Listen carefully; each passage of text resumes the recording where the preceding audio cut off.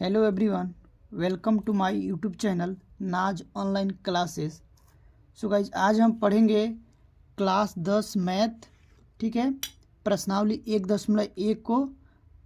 ठीक है, पहला चैप्टर हमारा है वास्तविक संख्या। ठीक है, आज हम पढ़ेंगे वास्तविक संख्या। तो वास्तविक संख्या के बेसिक चीज़ को जानेंगे और उसका जो कॉन्सेप्ट होगा उसको मैं क्लियर कराऊंगा और उसके बाद से हम प्रश्नावली पर जाएंगे। तो देखिए, सबसे पहले तो हमारा टॉपिक क्या है, वास्तविक संख्या। ठीक है, वास्तविक संख्या।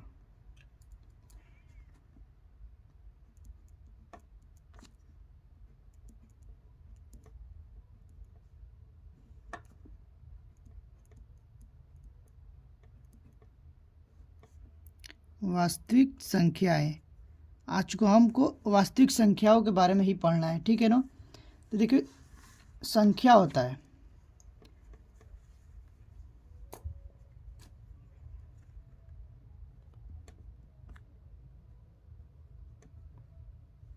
पहले जान लो संख्या कितनी प्रकार की होती है।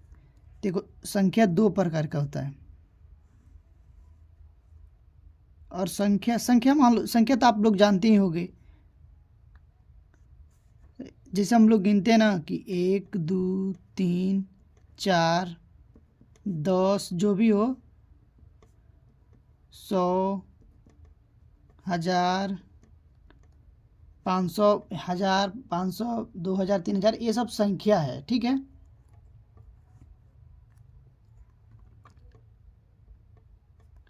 तो देखो, हमको संख्या में क्या क्या पढ़ना है। पहला पढ़ना है वास्तविक संख्या।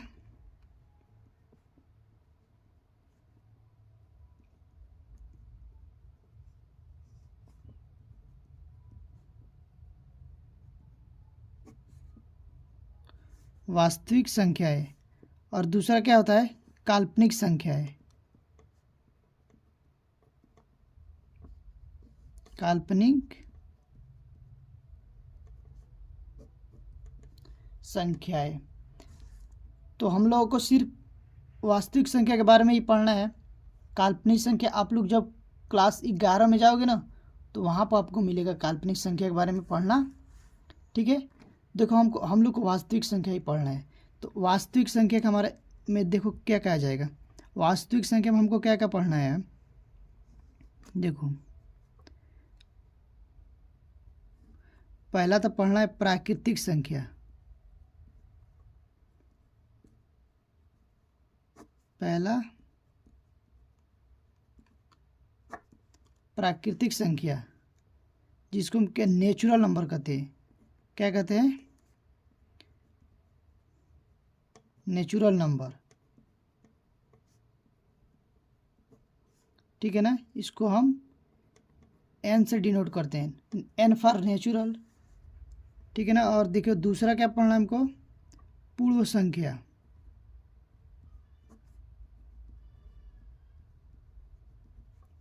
पूर्ण संख्या, इसको हम क्या कहते हैं, होल नंबर। इसको डब्ल्यू से डिनोट करते हैं। ठीक है।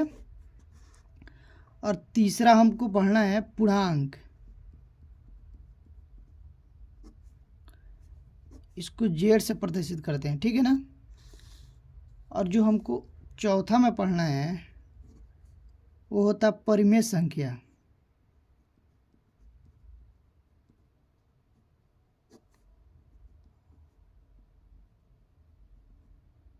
परिमेय संख्या। और पांचवा पढ़ना है अपरिमेय संख्या।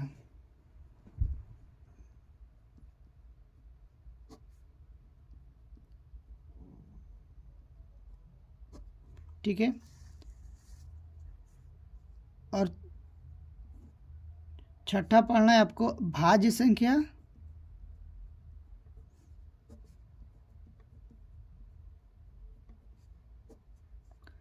और सातवां अभाज्य संख्या।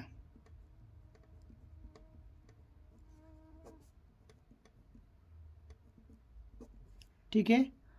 और एक लास्ट आठवां जो आपका टॉपिक होगा वो क्या होगा, यूक्लिड विभाजन एल्गोरिथम। यूक्लिड विभाजन एल्गोरिथम या यूक्लिड विभाजन प्रमेय, इसको ये भी बोलते हैं यूक्लिड विभाजन प्रमेय। ठीक है,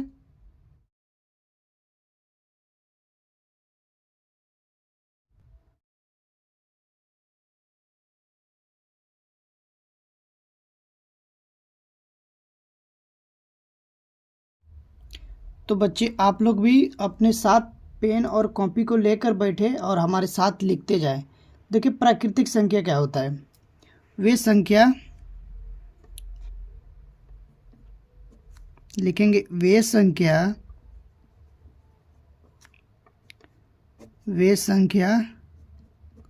जो एक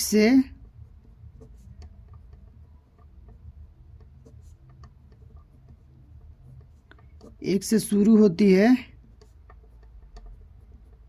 तथा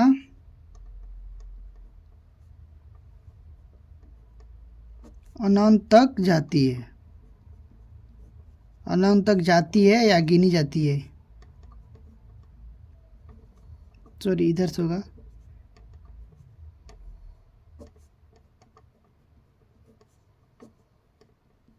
गाइज आप लोग भी साथ साथ में लिखते चले। ठीक है, देखिए एग्जाम्पल के जैसे, देखो एग्जाम्पल जैसे मान लो n4 नेचुरल नंबर होता है ना, तो नेचुरल नंबर क्या होता है, प्राकृतिक संख्या 1 होगा, 2, 3, 4, 5, 6, 7, 8, 9, 10 डॉट डॉट अनंत तक। ठीक है, ये हमारा सब क्या हो जाएगा, प्राकृतिक संख्या हो जाएगा।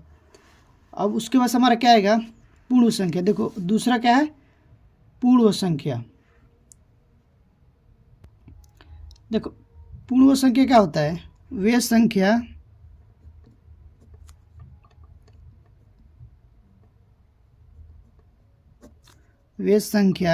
संख्याएं, चाहे संख्या लिखो या संख्याएं, वे संख्याएं जो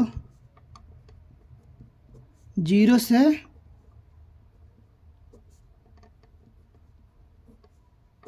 शुरू होती है तथा अनंत तक जाती है, अनंत तक जाती है, वे क्या पूर्ण संख्या कहलाती है।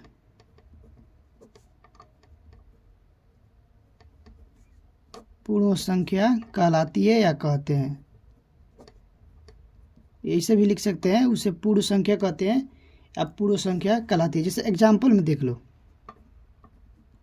हमारा डब्ल्यू बराबर क्या है, एक तो होता है देखो 0 + n लिख दो, ठीक है ना, 0 + n, 0 + n का मतलब क्या होगा कि 0 से स्टार्ट होगा और जिसके उसके बाद से जो भी प्राकृतिक संख्या है 1, 2, 3, 4, 5, 6, 7 डॉट डॉट डॉट। ठीक है, मतलब कि 0 + n, 0 + n मतलब प्राकृतिक संख्या में सिर्फ 0 जुड़ जाता है।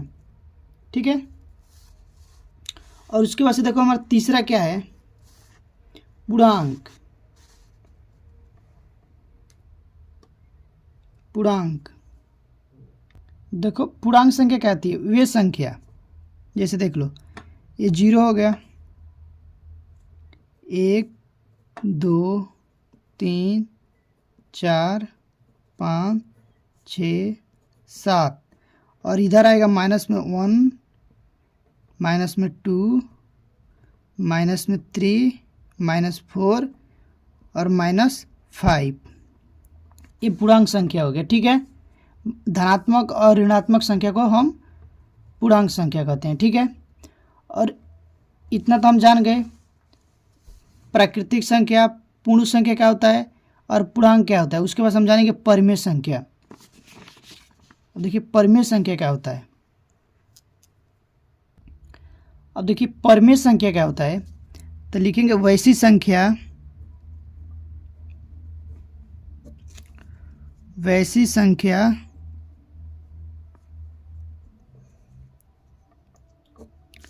वैसी संख्या जिसको हम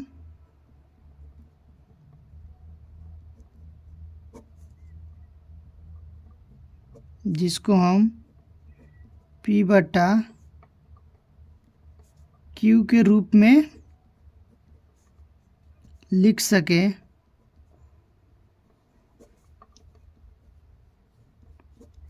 ठीक है, तथा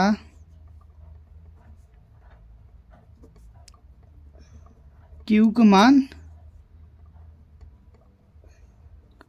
शून्य ना हो। जैसे कि हम P बटा Q के रूप में लिखें और जहाँ ये Q का मान है ना कभी जीरो ना हो, तथा P व Q एक पूर्णांक हो, तथा P व Q एक पूर्णांक हो और P व Q का HCF निकालने पर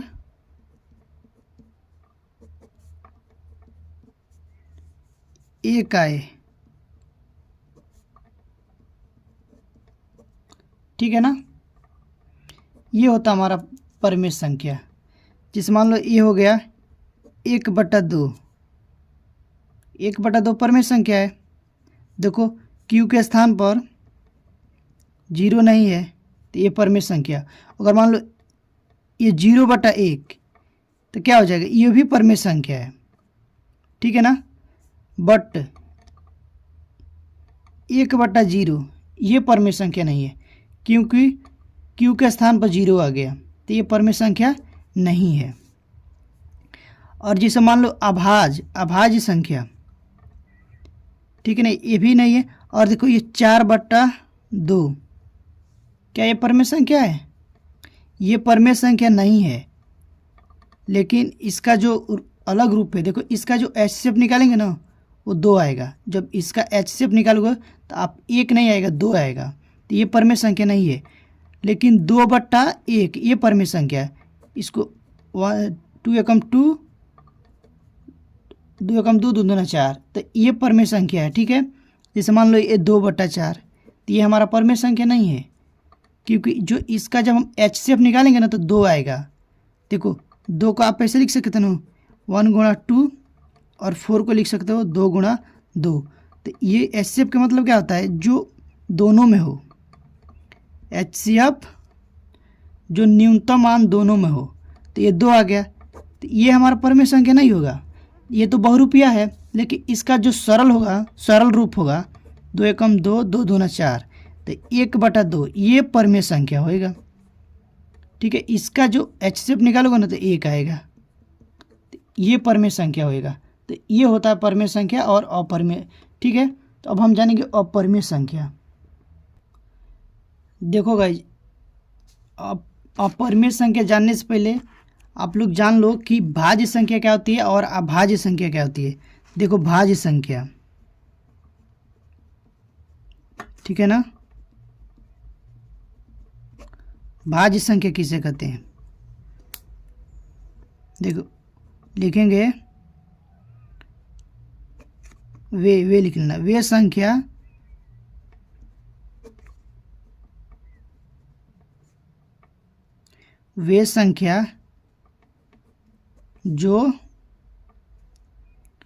जो या फिर लिख लो जिसका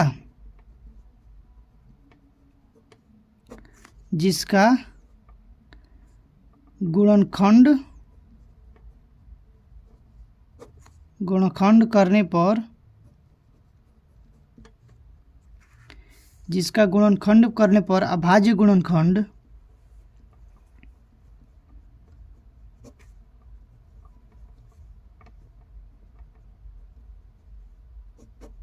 अभाज्य गुणनखंड 2 से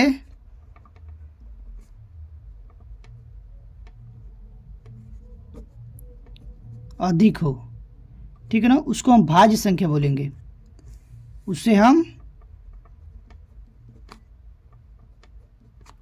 उसे क्या बोलते हैं? भाज्य संख्या, ठीक है ना। देखो जैसे मान लो ये क्या आएगा, ये आपका भाज्य संख्या नहीं होगा, अभाज्य संख्या हो जाएगा। ये क्या हो जाएगा? अभाज्य संख्या। इसका केवल ये किससे कटेगा? एक तो 1 से कटेगा और स्वयं से कटेगा, 2 से कटेगा। तो इसका 2 से अधिक गुणनखंड नहीं है। ये देखो ये 4, ये भाज्य संख्या हो जाएगा। कैसे? देखो एक तो ये 2 से कटेगा और 4 से भी कटेगा और 1 से भी कटेगा। तो ये 2 से अधिक इसका अभाज्य गुणनखंड है, ठीक है ना। तो ये भाज्य संख्या हो जाएगा। जैसे मान लो 7, क्या 7 भाज्य संख्या है? नहीं है। देखो 7 किसे किसे कटेगा? एक तो 1 से कटेगा और एक 7 से कटेगा, और कोई अंक से कट रहा है? नहीं कट रहा है। तो ये क्या हो जाएगा? ये अभाज्य संख्या हो जाएगा, ठीक है ना। और ये क्या हो जाएगा? ये भाज्य संख्या हो जाएगा, ठीक है ना। तो अब अभाज्य संख्या के बारे में भी जान लो।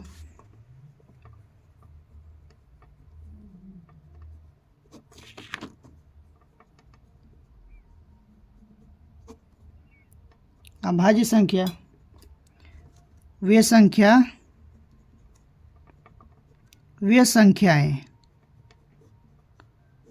संख्याएं जो 1 से तथा स्वयं से विभाजित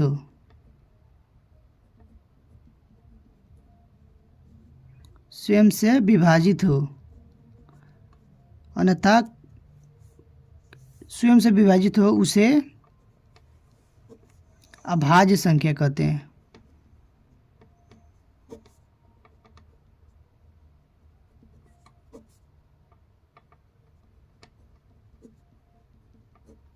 ठीक है ना। अभी आपको उदाहरण तक आपको समझाया मैंने। जैसे मान लो ये 2 हो गया, ये आपका अभाज्य संख्या हो गया, 7 हो गया, 3 हो गया, 5 हो गया। ये सब संख्या 1 से कटेगी और स्वयं से कटेगी, बाकी और कोई भी संख्या से नहीं कटेगी। तो ये सब क्या हो जाएगा? ये अभाज्य संख्या हो जाएगा, ठीक है ना। ये सब संख्याएं क्या होती है? अभाज्य संख्याएं होती है, देख लो। और उसके बाद से जान लो, अब आएंगे हम अपरिमेय संख्या। देखो अपरिमेय संख्या क्या होती है? अपरिमेय संख्या होती है जैसे मान लो अभाज्य संख्या रूट में,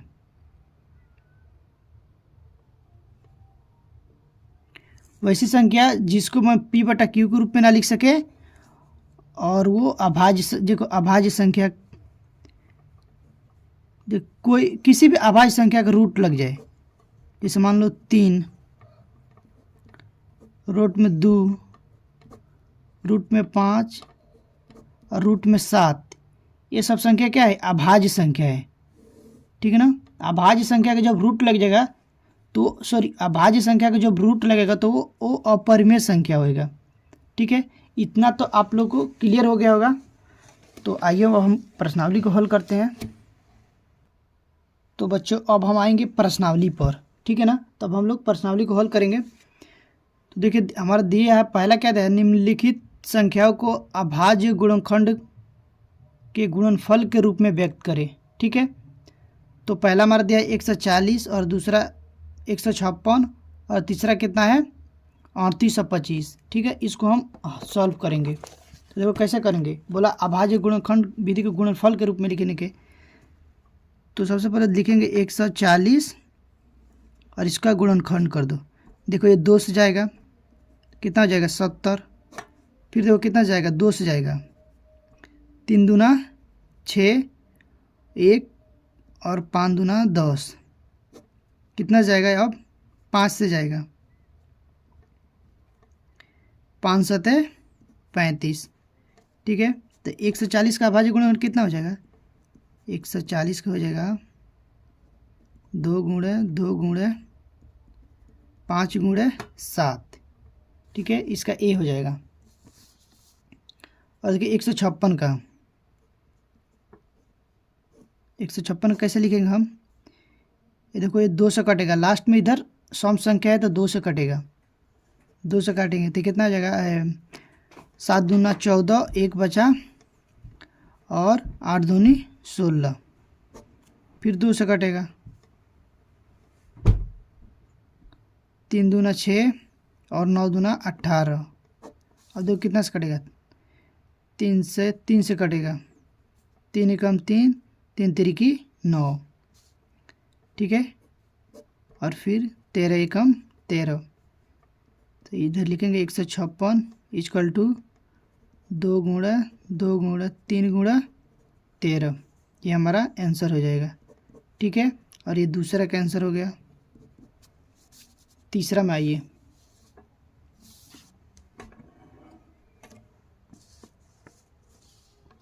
तीसरा दिया है क्या,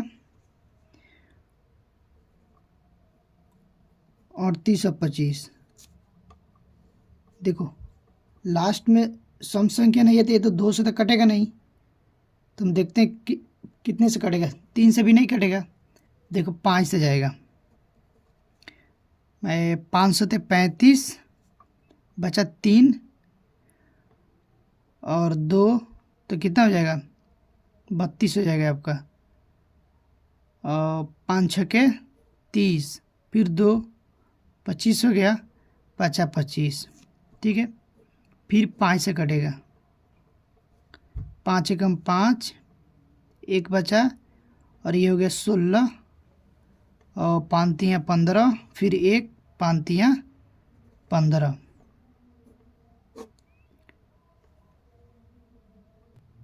अब देखो कितना से जाएगा, 7 से जाएगा, ठीक है ना, 7 एकम 7, 6 बचा, 7 नवा 63, अब देखो इसका भाज्य गुणनखंड कितना हो जाएगा,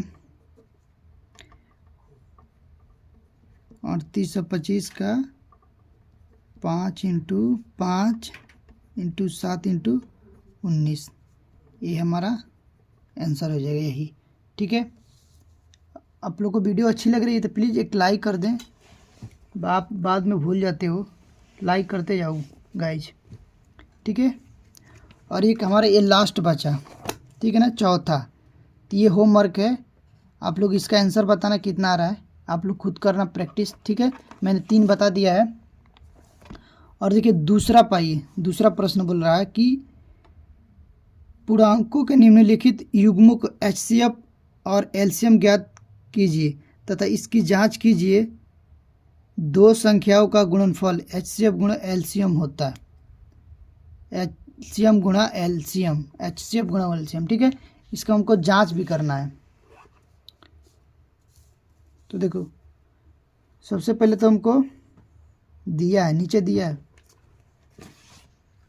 देखो दिया है 26 और 91, तो पहला दिया है 26 और 91, इसको हमको एलसीएम भी निकालना है और एचसीएफ भी निकालना है, और जांच करना है, संख्याएं जांच करना है कि जो 2 संख्याओं का गुणनफल होता है वो एलसीएम गुणा एचसीएफ। देखो और एक चीज़ जान लो गाइज, देखो बच्चों एक नोट में करके लिख लेना,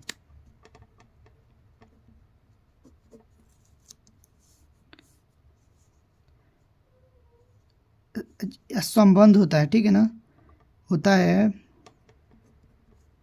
2 संख्याओं का गुणनफल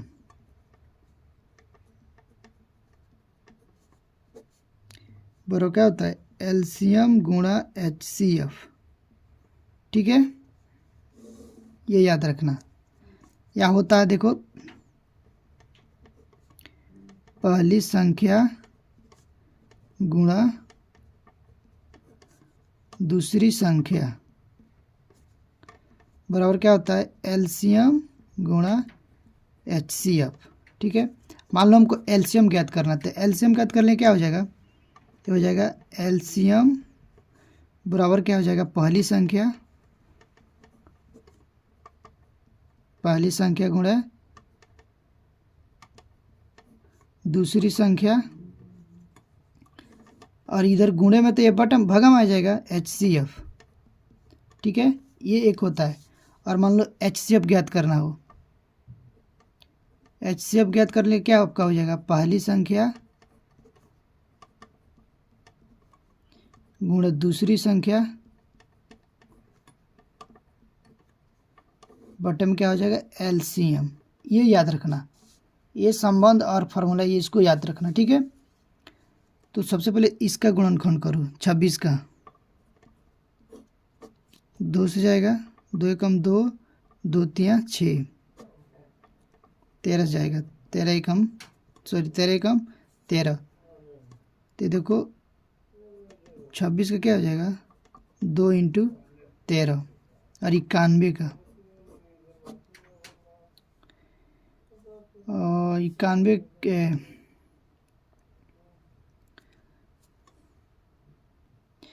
देखो 7 बार में जाएगा। ठीक है ना, 13 × 7 = 91, 13 एकम 13, तो 91 का हो जाएगा 7 × 13। देखो एलसीएम कैसे निकालेंगे, सॉरी HCF क्या होता है, दोनों में न्यूनतम मान की क्या है, जो दोनों में हो।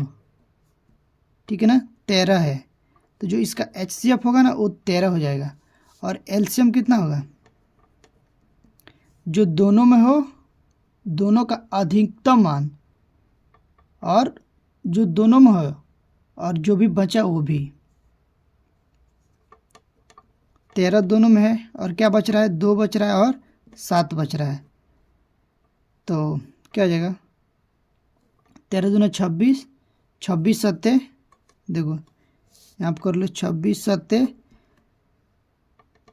7 42 के 2 हासिल 4, 7 दूना 14, 4 18, 182 हो जाएगा। और HCF कितना है, 13, तो हमको जांच करना है। ठीक है ना, तो 26 × 91 बराबर 13 × 182।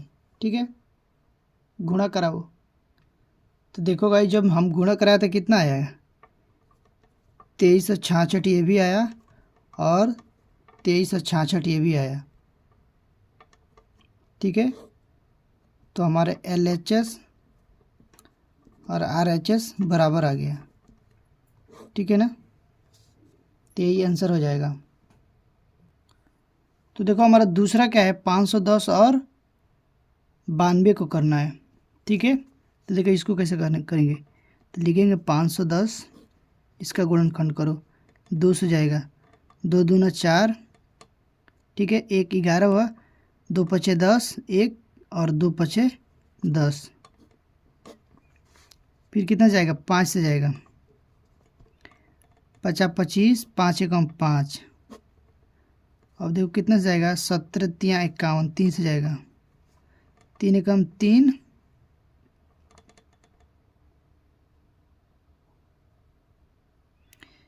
3 एकम 3 और 7 त्रिकी 21, 510 इक्वल टू कितना हो जाएगा, 2 × 5 × 3 × 17, और करेंगे 92 का। देखो 2 से करो, 4 दूनी 8 और 12, 6 दूना 12, फिर 2 से जाएगा, 2 दूना 4, 3 दूना 6, कितना जाएगा, 23 से ही जाएगा, 23 से कम 23, तो ये जो 92 का कितना आया, 2 ×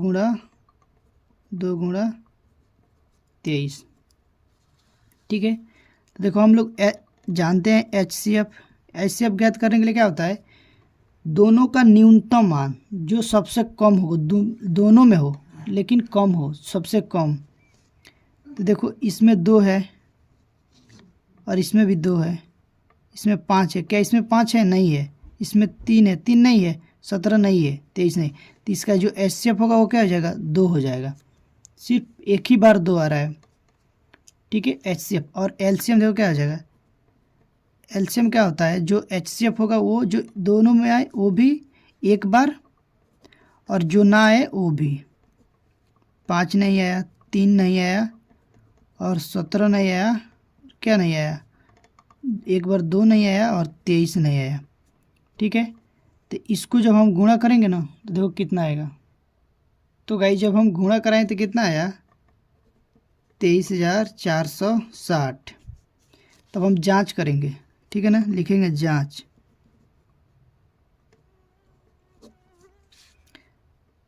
तो दो संख्याओं का गुणनफल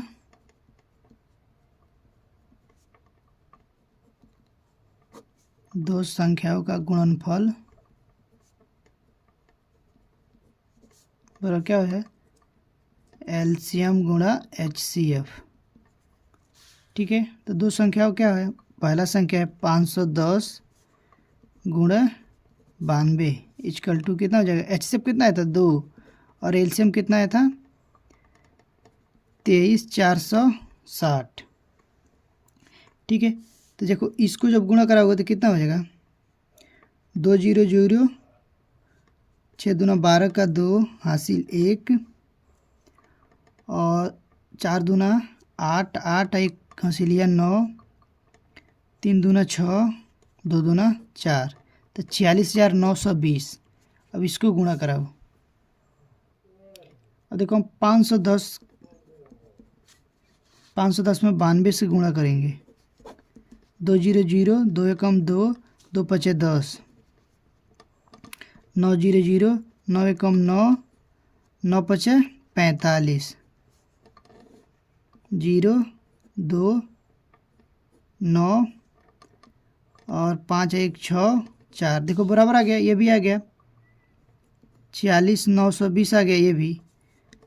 तो ये हमारा सही है, ठीक है ना। अब यहाँ पर देख लो एलएचएस भी बराबर है और यहाँ पर आरएचएस भी बराबर है, ठीक है। तो ये दूसरा हो गया। और इसमें 3 प्रश्न दिया है, ये आपको खुद से करना है, 2 मैंने बता दिया, ठीक है ना। तब तक लिए गाइज इतना ही हम करते हैं। अब हमारा तीसरा, चौथा, पांचवा, छठवां और सातवां जो प्रश्न होगा वो पार्ट 2 में आएगा, क्योंकि वीडियो बहुत लंबा हो जाएगा।